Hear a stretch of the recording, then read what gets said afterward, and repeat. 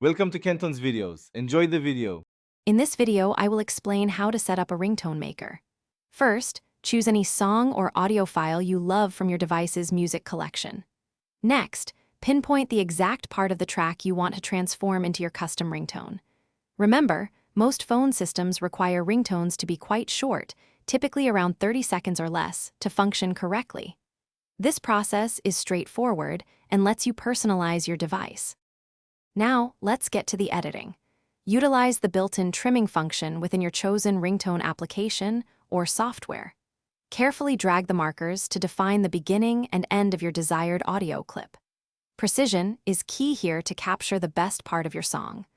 Always take a moment to preview your newly cut ringtone to confirm it sounds exactly as you envision before moving on to the next step. Once your audio is perfectly trimmed, it's time to save it.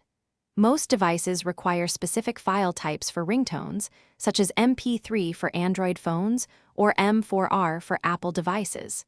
Ensure you select the correct format when saving your file. Give your custom ringtone a memorable name so you can easily find it in your phone settings. This step is crucial for your phone to recognize and use the file.